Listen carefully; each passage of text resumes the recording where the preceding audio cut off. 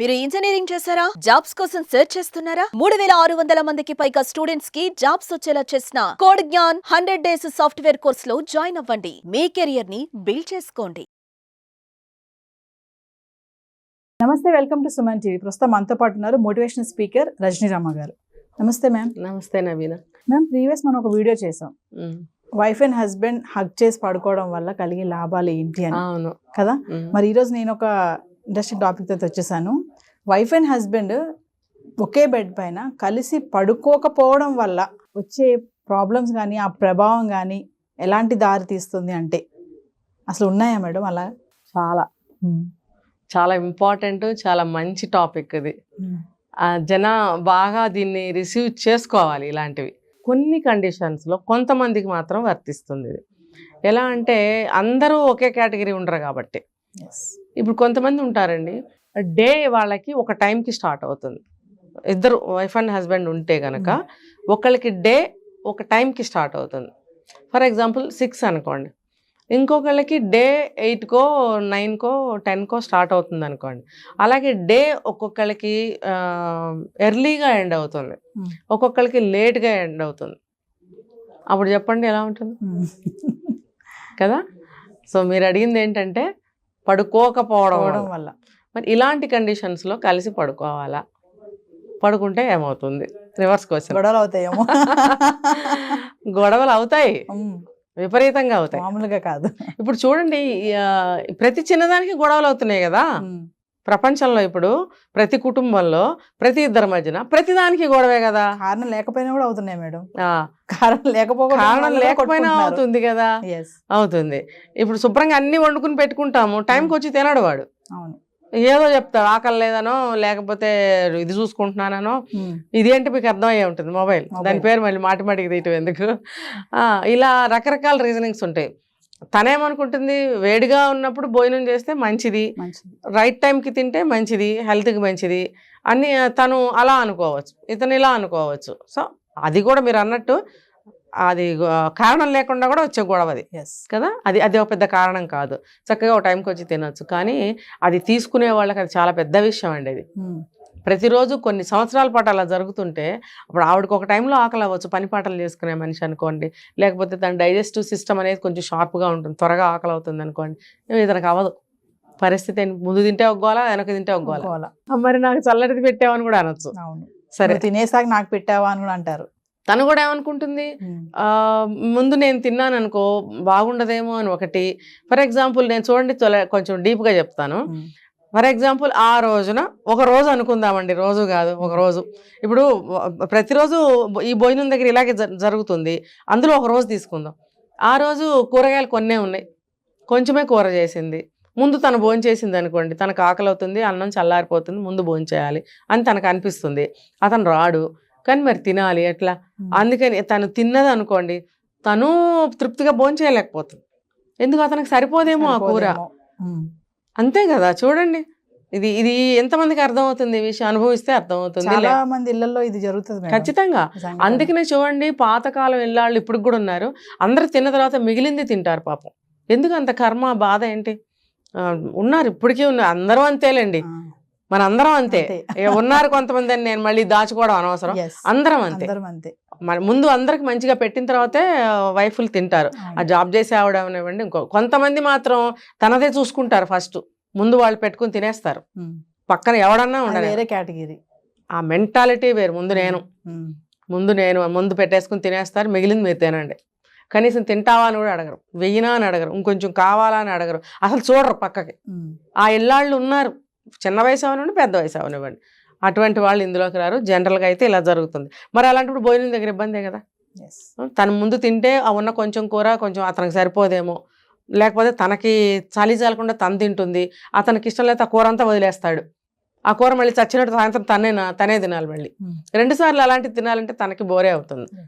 ఇలాంటి సమస్యలు ఉంటాయి. అలాగే ఇది కూడా ఈ పడుకునే విషయం కూడా ముందు వెనక అయినప్పుడు చాలా సమస్యలు వస్తాయి.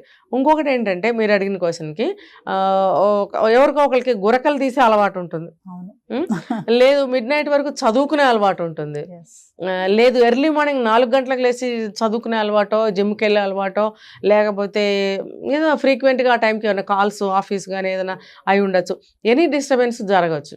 అలాంటప్పుడు పక్కన పార్ట్నర్కి చాలా ఇబ్బంది. అందుకని ఏం చేయాలంటే చెప్పుకుంటూ పోతే రీజనింగ్స్ అనేకం వస్తాయి, చాలా వస్తాయి, ఒకటి కాదు 100-1000 వస్తాయి. కాబట్టి 2-3 చెప్పుకున్నాం మనం. దీనికి ఏం చేయాలి అని అంటే, అలా పడుకున్నందువల్ల ప్రేమ ఏమీ తగ్గిపోదు. ఇప్పుడు అక్కడ ప్రాబ్లం ఉంది. ఇప్పుడు ప్రాబ్లంని సాల్వ్ చేసుకునే మనస్తత్వం ఉన్నవాళ్ళు, సరిగ్గా వినండి, ప్రాబ్లంని సాల్వ్ చేసుకోగలిగిన మనస్తత్వం ఉన్నవాళ్ళు ఏం చేస్తారంటే మిగతావన్నీ నార్మల్గా నడుస్తూ ఉంటాయి. ఈ ఒక్క విషయంలో మాత్రం ఎవరి టైమింగ్స్ వాళ్ళు. ఫర్ ఎగ్జాంపుల్ అతను ముందుగానే ఎవరో ఒకళ్ళు లేచారనుకోండి, తన డే ఎర్లీగా స్టార్ట్ అవుతుందిగా. భార్య కానీ భర్త కానీ లేట్గా లేచారనుకోండి, వీళ్ళు లేటుగా లేచినందుకు, వీళ్ళు ముందుగా లేచినందుకు కొన్ని వర్క్స్ ఏమన్నా ఉంటే దాన్ని వాళ్ళు చేసుకోవచ్చు. అప్పుడు వీళ్ళు లేట్గా లేచినందుకు వీళ్ళకి మిగతా పనులు లేట్ అవ్వవు, కవర్ అవుతాయి. దీనికి నేను ముందు ఏం చెప్పాను, సమస్యని పరిష్కరించుకోగలిగిన మనస్తత్వం ఉన్నవాళ్ళు మాత్రమే ఇది చేయగలుగుతారు.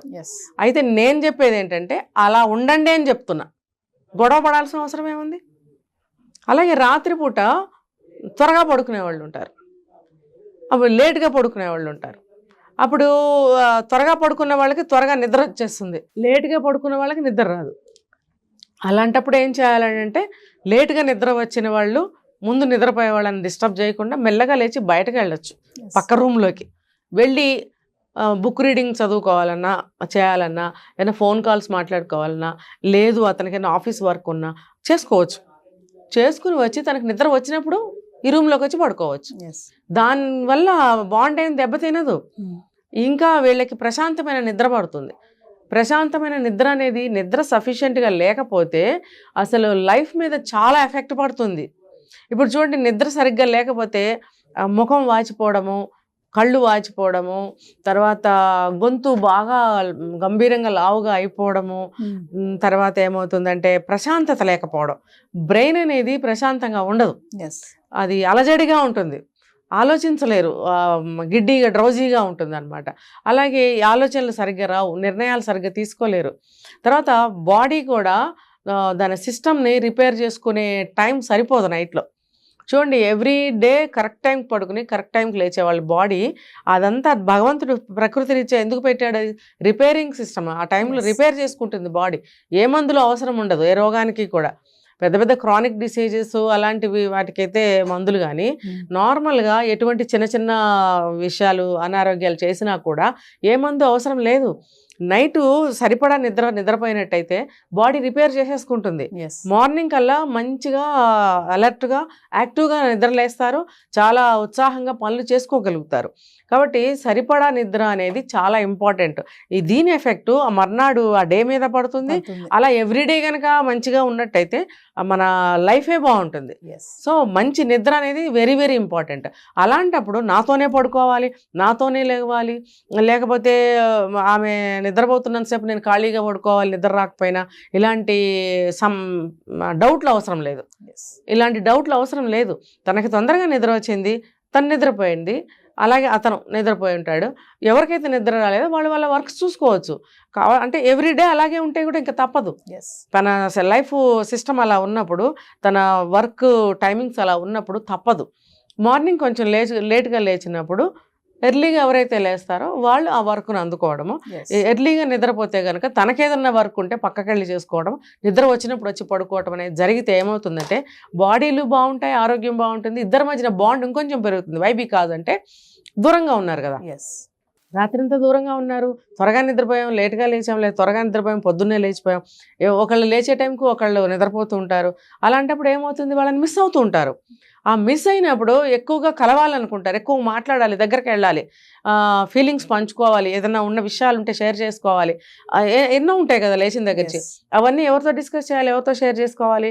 సో అలాంటప్పుడు వీళ్ళకి ఆత్రం ఆరాటం అనేది పెరుగుతుంది, ఒక అట్రాక్షన్ అనేది ఇంకొంచెం పెరుగుతుంది.